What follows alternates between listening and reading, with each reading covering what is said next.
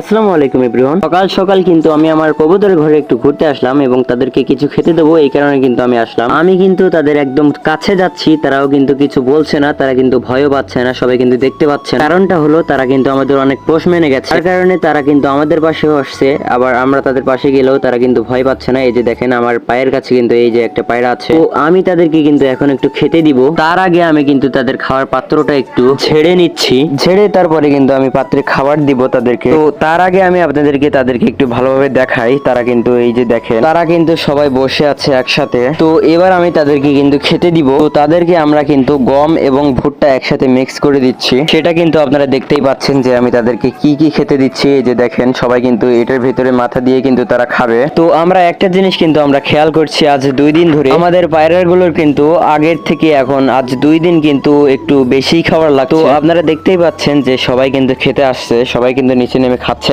এবং 2টা পাত্রে কিন্তু তাদের হচ্ছে না, যার কারণে আমরা এখন আরো 2টা পাত্র বাড়িয়ে দিব। আশা করি যে তাদের 3টা পাত্রে খুব ভালোভাবেই চলে যাবে। এবং আমি খাবার দেওয়ার পরেও কিন্তু এখনো অনেক পায়রা কিন্তু নিচে নামিনি, তাদেরকে কিন্তু আমি দেখাচ্ছি আপনাদেরকে। এই যে দেখেন এই একটা পায়রা কিন্তু নামিনি, কিন্তু এখন তাদের ডিমে তা দিতে ব্যস্ত। তারা কিন্তু এখন খাওয়া দাওয়া ছেড়েই দিয়েছে এক প্রকার, যেটা আমি দেখছি। তার কারণে আমি কিন্তু 2-1টার গায়ে হাত দিয়ে কিন্তু আমি নিচে নামিয়ে দিচ্ছি, ডিম থেকে জোর করে তুলে নিয়ে আমি কিন্তু দিচ্ছি। আলহামদুলিল্লাহ, আজকের মতো এখানেই বিদায় নিচ্ছি। দেখা হবে পরবর্তী ভিডিওতে। সবাই সুস্থ থাকবেন, ভালো থাকবেন। আল্লাহ হাফেজ।